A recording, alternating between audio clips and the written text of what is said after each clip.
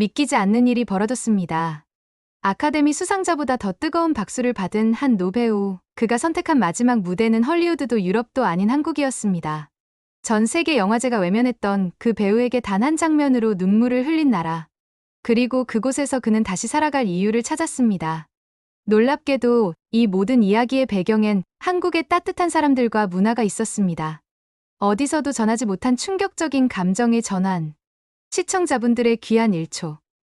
구독과 좋아요, 알림 설정이 영상 제작과 대한민국의 따스함을 전하는데 큰 힘이 됩니다. 지금부터 시작합니다. 끝까지 시청 부탁드려요. 저는 죽으려고 했습니다. 아무에게도 말하지 않았고 누구도 몰랐죠. 세상이 제 얼굴을 알았지만 정작 제 인생은 아무도 들여다보지 않았습니다. 수십 년간 관객의 박수와 환호를 받으며 살았지만 그 화려함 뒤에 남은 건 고요한 공허뿐이었어요. 호텔 방 천장만 바라보다가 잠드는 날이 이어졌고 생일날 케이크 하나 없이 홀로 불을 끄던 밤은 아직도 잊히지 않습니다. 은퇴 기자회견이 있던 날, 기자 중 하나가 웃으며 물었죠. 그런데 왜 아카데미 공로상도 못 받고 칸 영화제에도 초청 안 됐냐고 생각하세요? 모두가 웃었지만 저는 웃지 못했습니다. 그 말 한마디가 칼처럼 가슴을 찔렀고 내내 괴로웠던 시간이 떠올랐죠. 마치 제 인생 전체가 실패로 요약된 것 같은 느낌이었습니다. 그날 밤, 저는 방으로 돌아와 조용히 와인을 따랐습니다. 핸드폰은 꺼진 채 아무 연락도 오지 않았습니다. 창밖에 눈발이 흩날렸고 거실은 적막했습니다. 스스로에게 물었습니다. 이제 나는 누구지? 조명이 꺼진 이 삶에 남은 의미가 있는 걸까? 새벽이 되어서야 잠들 무렵 매니저가 문틈으로 하얀 봉투 하나를 밀어넣고 조용히 사라졌습니다. 부산국제영화제 공식 초청장. 처음엔 의심부터 들었습니다. 농담인가 싶었죠. 하지만 발신인 란엔 익숙한 이름이 적혀 있었습니다. 15년 전 단역으로 출연했던 영화에서 조연출이었던 정민호. 그가 감독이 되어 제게 손을 내밀었던 겁니다. 가슴이 묘하게 일렁였습니다. 세상이 저를 잊어도 누군가는 기억해준다는 사실이 이상하게 위로가 됐어요. 그렇게 저는 한국행 비행기에 몸을 실었습니다. 누군가에겐 초청이었겠지만 제겐 구조 신호 같았습니다. 이게 인생의 마지막 여행이 될지도 모른다는 생각이 들었죠. 입국 심사대에서 여권을 건넸을 때 젊은 직원이 눈을 반짝이며 말했습니다. 혹시 그 영화에 나오신 분 아니세요? 저 어릴 때 보고 많이 울었어요. 그 말에 순간 숨이 멎는 듯 했습니다. 멀고 먼 나라에서 내가 전했던 이야기로 눈물을 흘린 사람이 있다는 사실이 가슴 깊이 박혔습니다. 공항을 나서자 바람은 차가웠지만 한 아주머니가 다가와 제 옷깃을 살짝 올려주며 말했습니다. 이거 다 드셔야 감기 안 걸려요. 그 따뜻한 말에 저는 얼어붙은 듯 가만히 서 있었습니다. 수많은 무대와 레드카펫을 지나왔지만 그렇게 조용하고 다정한 순간은 없었습니다. 그날 밤 숙소 창밖에 흩날리는 눈을 바라보며 저는 조용히 속삭였습니다. 나 아직 끝나지 않은 걸까? 이 낯선 나라가 내 마지막 무대를 허락해주는 건 아닐까 하고 말이죠. 제 삶은 언뜻 보면 누가 봐도 성공이었습니다. 유럽, 남미, 아시아를 돌며 수십 편의 영화를 찍었고 세계적인 영화제에서 레드카펫을 밟기도 했습니다. 잡지 표지엔 항상 제 얼굴이 있었고 어디를 가든 사인을 요구하는 팬들로 둘러싸였죠. 하지만 그 모든 명성은 저를 안아주지 않았습니다. 유명세는 저를 사람들 사이에서 점점 고립시켰습니다. 저와 대화하는 사람들 대부분은 제 진짜 이름이 아니라 스크린 속 인물로 기억했습니다. 파티에서 웃고 떠들던 사람들도 제가 자리를 비우면 바로 다른 배우의 얘기로 넘어갔습니다. 누가 진심이었는지 분간조차 되지 않았습니다. 어느 해 어머니가 돌아가셨을 때였습니다. 장례식장에 저를 찾아온 사람은 2명뿐이었어요. 매니저와 오래전 단역 배우 1명. 수백만 명이 제 영화를 봤지만 정작 저를 위해 와준 사람은 손가락에 꼽혔습니다. 그날 이후 전 모든 관계를 정리했죠. 이름 있는 감독의 작품을 거절했다는 이유로 언론에선 저를 오만하다고 몰아붙였습니다. 사실은 그 대본이 너무 폭력적이었고 저는 더는 그런 영화에 출연하고 싶지 않았을 뿐이었습니다. 하지만 그런 이야기를 들어주는 사람은 없었죠. 거절 이후부터 모든 것이 달라졌습니다. 전화는 점점 줄었고 대본도 오지 않았습니다. 에이전시는 다른 젊은 배우들에게 집중했고 저는 소리 없이 밀려났습니다. 인터뷰도 기사도 더 이상 제 얘기를 다루지 않았어요. 그제야 알았습니다. 유명세란 건 영원하지 않다는 걸. 그리고 그 자리를 지키기 위해선 때로는 자신을 잃어야 한다는 것도요. 저에겐 그런 희생이 불가능했기 때문에 조용히 사라질 수밖에 없었던 겁니다. 한국에 오기 전 제 인생은 끝난 줄 알았습니다. 하지만 이곳에 와서 느낀 작지만 진심, 어린 말과 시선들은 다시 살아볼 수 있을지도 모른다는 희망을 남겨줬습니다.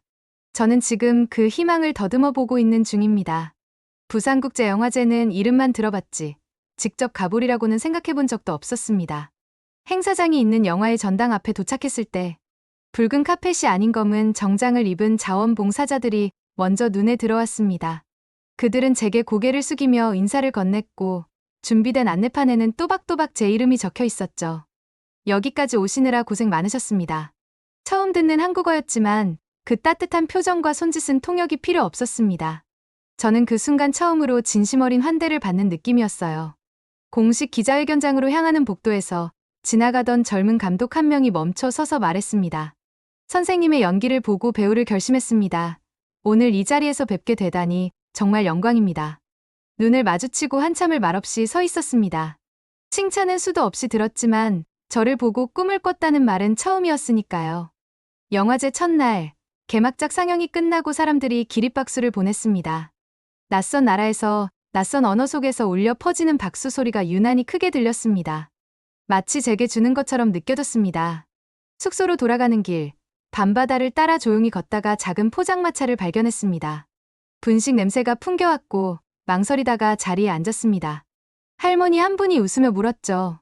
매운 거 괜찮으세요? 매운맛이 뭐라고 그날따라 그렇게 따뜻할 수 있었는지 모르겠습니다. 옆 테이블에 앉은 아이가 젓가락질을 하다 떡볶이를 흘렸고 그걸 본 할머니는 휴지를 건네며 아이에게 말했어요. 괜찮아, 다 그렇게 먹는 거야. 그 장면을 보며 저는 고개를 들지 못했습니다.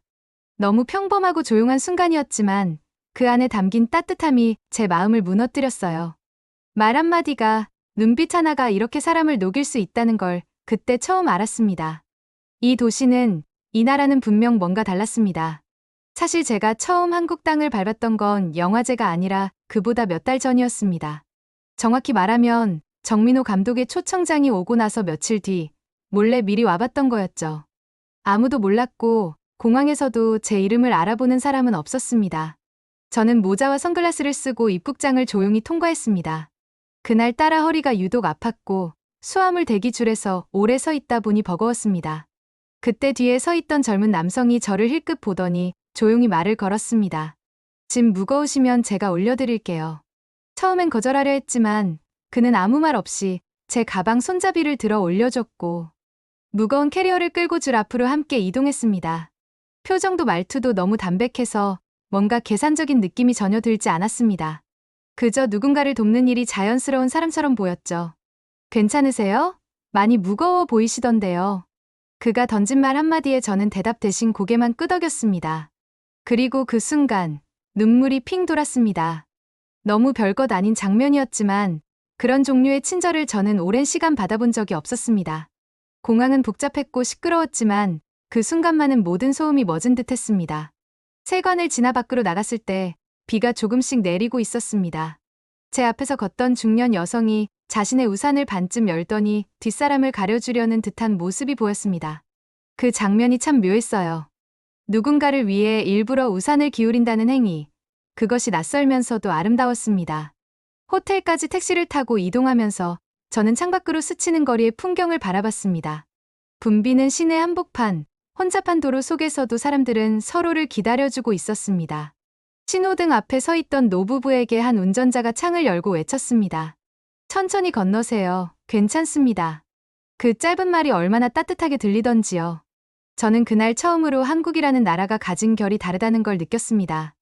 무언가 말로 설명할 수 없는 결. 너무 거창하지 않고 너무 작지도 않은 생활 속 깊이 자리한 정이었습니다. 영화제가 끝난 후 저는 서울에 며칠 더 머물기로 했습니다. 예정에 없던 일정이었지만 마음이 끌렸고 이 도시를 좀 더 느껴보고 싶었습니다. 유명한 명소가 아닌 사람 사는 곳을 걷고 싶었죠. 그래서 다음 날 새벽, 지도도 없이 호텔을 나섰습니다. 관광객이 몰리지 않는 서울의 평범한 동네를 향해 걷기 시작했어요. 골목마다 풍경이 달랐습니다. 붉은 벽돌집 사이로 조그만 마당이 있고 누군가는 그 안에서 화분에 물을 주고 있었죠. 어린 시절 동네 골목을 걷던 기억이 떠올랐습니다. 세상이 아직 빠르게 변하지 않았던 시절, 사람의 온기를 느낄 수 있었던 그런 곳. 한국의 골목은 바로 그런 정서를 품고 있었어요. 한참을 걷다가 허름한 분식집 앞에서 멈췄습니다. 문 앞에는 오전 8시부터 오후 3시까지라고 적힌 종이가 붙어 있었고, 가게 안에서는 아주머니 한 분이 김밥을 말고 계셨습니다. 유리창 너머로 눈이 마주치자 아주머니는 미소를 지으며 문을 열고 말했어요. 안 들어오세요? 따끈한 국도 있어요. 영문도 모른 채 고개를 끄덕이며 자리에 앉았고, 얼마 지나지 않아 김밥 한 줄과 뜨거운 어묵국이 나왔습니다. 국물 한 숟갈을 입에 넣는 순간 눈물이 핑 돌았습니다. 이상하리만치 익숙한 맛. 고향도 어머니도 없지만 어딘가 아주 오래전 기억 속에서 떠오르는 그런 따뜻함이 담겨 있었어요. 식사를 마치고 계산을 하려는데 아주머니가 손사래를 쳤습니다. 처음 오신 것 같은데 그냥 가세요. 맛있게 드셨다니 됐죠. 그 말에 저는 한참을 멈춰 서 있었습니다. 할 말이 떠오르지 않았고, 입 안에 뭔가 걸린 것처럼 목소리도 잘 나오지 않았어요. 그렇게 몇 번 고개를 숙인 후 가게를 나서며 말했습니다. 정말 감사합니다. 오래 기억날 것 같아요. 그 아주머니는 뒤따라오지도 더 묻지도 않았습니다. 그냥 창가에 서서 제 뒷모습을 조용히 바라보았죠. 낯선 외국인을 대하는 그 따뜻한 방식이 너무나 자연스러웠고, 그래서 더 마음을 울렸습니다. 골목 끝을 돌았을 때 어느 노인이 의자에 앉아 길을 바라보고 있었습니다. 저를 힐끗 보더니 웃으며 말했어요. 어디서 오셨어요? 오늘 날씨 참 좋죠? 단순한 인사였지만 그 안에 담긴 여유와 친근함이 제 마음을 두드렸습니다. 저는 그 자리에 앉아 노인과 함께 한참을 대화했죠. 영화 이야기도, 젊은 시절도, 한국에 대한 인상도요. 그 짧은 시간이 끝난 후 저는 알 수 없는 충만함에 젖었습니다. 이곳의 골목은 벽돌로 쌓인 것이 아니라 사람들의 마음으로 만들어진다는 것을 알게 됐어요. 저는 한참을 걸었습니다. 노인이 된 내가 이곳에서는 결코 낯설지 않았다는 것을 느끼며 서울에 머무르던 어느 날 정민호 감독에게서 연락이 왔습니다. 새 영화 촬영장을 구경해보지 않겠냐는 말이었죠. 저는 잠시 망설이다가 동의했습니다. 카메라 앞이 아니라 촬영장이라는 공간이 오랜만이기도 했고 한국의 영화 현장이 어떻게 다른지도 궁금했으니까요. 그날 아침 스태프 차량을 타고 외곽의 세트장으로 향했습니다. 차량 안에서는 스태프들이 조용히 대화를 나누고 있었고 저에겐 따뜻한 차 한 잔이 건네뒀습니다. 차 안에 흐르던 분위기 자체가 어쩐지 부드러웠습니다. 누가 누구를 함부로 대하거나 소리를 높이는 장면은 어디에도 없었죠. 현장에 도착했을 때 스태프들이 분주하게 움직이고 있었습니다. 그런데 이상하게도 모든 동선이 서로를 배려하며 돌아가고 있었습니다. 좁은 복도에서는 서로 먼저 지나가라며 몸을 비켜줬고 촬영 준비 중간중간 누군가는 누군가에게 물을 챙겨주고 있었습니다. 조명을 세우던 한 조명 감독이 저를 발견하고 인사를 건넸습니다. 아직 춥죠? 이쪽은 좀 따뜻해요. 그쪽은 바람이 들어와서요. 저는 고맙다고 말하며 그 자리에 섰고 그가 정성스럽게 준비한 난로 앞에 손을 녹였습니다. 그 순간 저는 무언가 울컥했습니다. 과거의 제 촬영장에선 이런 장면이 없었거든요. 감정이 상하거나 누구 하나 소리를 지르는 건 다반사였죠. 일에 치여 인간다움을 잃어가는 것이 당연했던 시절이었고 저도 그런 분위기 속에서 오래 살았습니다. 잠시 후 정민호 감독이 제게 다가와 말했습니다. 여기선 모두가 같은 팀이에요. 배우든 스태프든. 현장은 누구 하나가 이끄는 게 아니라 다 같이 만들어가는 거라 믿어요. 그 말이 가슴 깊숙이 파고들었습니다. 배우와 스태프의 위계가 너무나 뚜렷했던 제 과거에선 상상도 못할 말이었죠. 그 말 한마디에 저는 마치 벽이 무너지는 느낌을 받았습니다. 어떤 삶이 더 인간적인지를 묻는 말 같았어요. 점심시간이 되자 식사 장소로 모두가 함께 이동했습니다. 거기서 또 한 번 놀랐습니다. 배우고 스태프고 구분 없이 같은 자리에 앉아 함께 밥을 먹는 풍경. 저도 자연스럽게 한 자리에 앉게 됐고 옆에 있던 의상팀 스태프가 반찬을 건네주며 말했습니다. 이건 된장으로 직접 끓인 국이에요. 드셔보세요. 입에 맞을까 모르겠지만요. 된장국 한 숟갈을 입에 넣는 순간 눈물이 쏟아질 뻔했습니다. 고향도 없고 돌아갈 가족도 없지만 이상하게 그 국물에서 무언가 포근한 향이 느껴졌습니다. 마치 누군가 저를 위해 정성껏 끓여준 것 같은 느낌이었어요. 그날 촬영장은 조용하면서도 살아있었습니다. 모두가 제 몫을 다하고 있었고 누구도 남을 억누르지 않았습니다. 저는 그 풍경 속에서 오래전 잊고 살았던 가치를 떠올렸습니다. 서로를 존중하고 배려하는 현장. 그것이 결국 좋은 작품을 만드는 진짜 힘이라는 거려. 차에 돌아와 혼자 앉아있던 저는 문득 이런 생각이 들었습니다. 나도 언젠가 이런 환경 속에서 마지막 영화를 찍어보고 싶다고. 다시 연기를 하고 싶다는 생각이 든 건 정말 오래간만이었습니다. 며칠 후 정민호 감독이 조심스럽게 말했습니다. 새 영화에 짧은 배역이 하나 있는데 저에게 맡기고 싶다는 거였습니다. 대사는 거의 없고 단 한 장면에만 나오는 노인의 역할이었습니다. 처음엔 웃으며 거절하려 했지만 그가 던진 말이 마음을 흔들었어요. 선생님이 아니면 안 될 것 같아서요. 이 장면은 말보다 표정이 중요하거든요.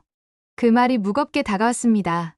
배우로서 마지막을 장식할 수 있다면 그것이 바로 이런 순간이어야 하지 않을까 싶었습니다. 그렇게 저는 대본을 받고 며칠간 묵묵히 준비에 들어갔습니다. 연기를 위한 준비는 오래간만이었고 거울 앞에서 표정을 다시 그려보는 작업은 낯설면서도 설렜습니다. 촬영 당일 현장은 여전히 조용하고 따뜻했습니다. 제 장면은 한적한 산골 마을에서 벤치에 앉아 지나가는 사람들을 바라보는 노인의 모습이었죠.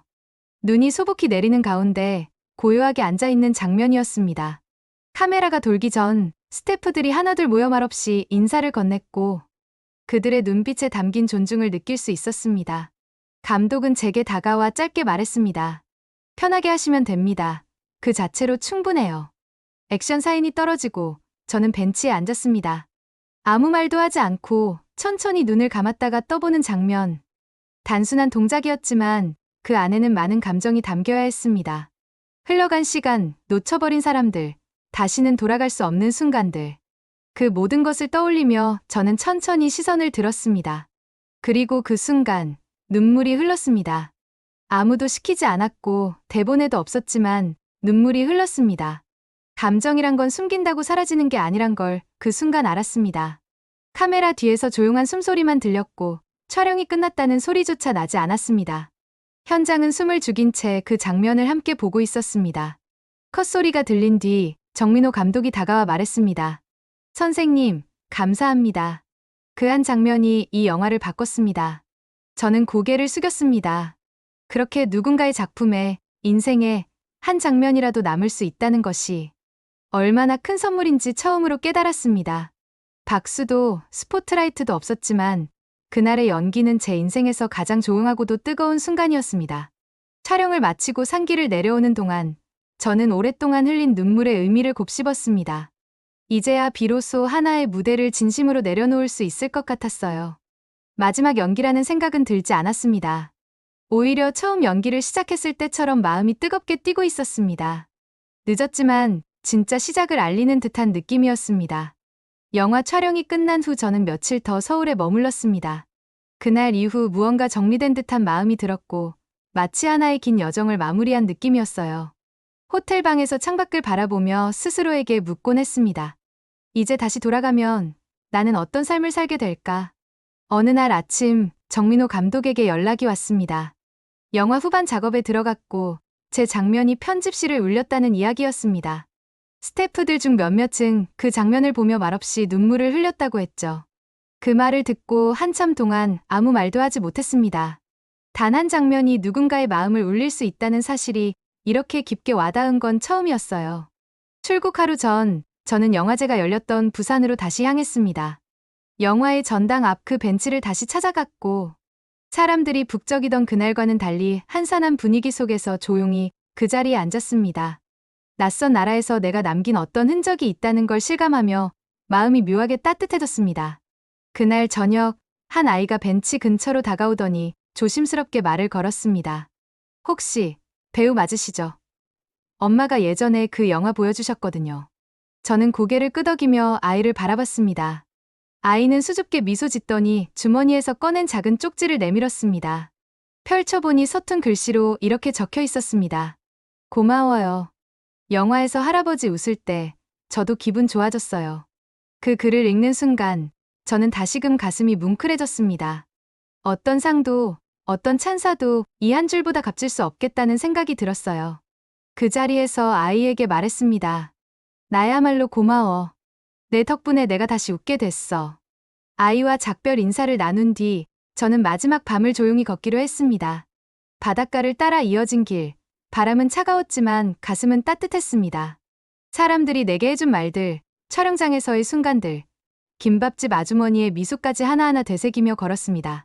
공항으로 향하는 길, 저는 창밖을 바라보다가 스스로에게 물었습니다.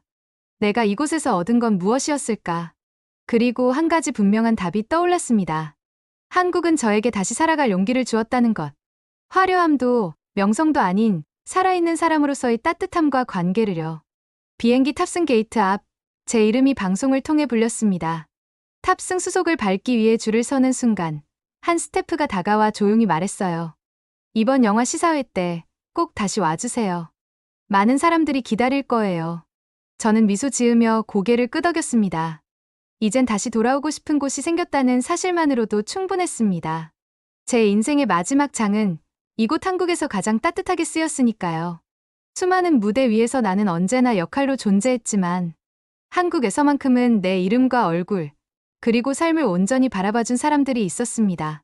말없이 국을 내어주던 아주머니, 촬영장을 배려로 가득 채운 젊은 스태프들, 그리고 영화 속 노인의 눈빛을 기억해준 아이까지. 한국은 제게 단지 여행지가 아닌 인생 마지막에 허락된 귀한지였습니다. 그 어떤 화려한 조명보다 따뜻했던 사람들의 말 한마디가 삶을 다시 붙들 수 있게 해줬습니다. 연기가 아닌 진심으로 무대에 설 수 있었던 그 시간들 덕분에 저는 다시 살아갑니다. 제게 한국은 두 번째 고향입니다. 아무것도 바라지 않고 아무것도 요구하지 않으며 있는 그대로의 나를 안아준 땅. 그 진심을 저는 절대 잊지 못할 것입니다. 구독자 여러분의 댓글과 감상은 또 다른 감동의 시작이 됩니다. 다음 영상도 기대된다면 구독과 알림 설정 잊지 마세요. 감동 한 송이는 매일 저녁 당신의 하루에 따뜻한 이야기를 더합니다.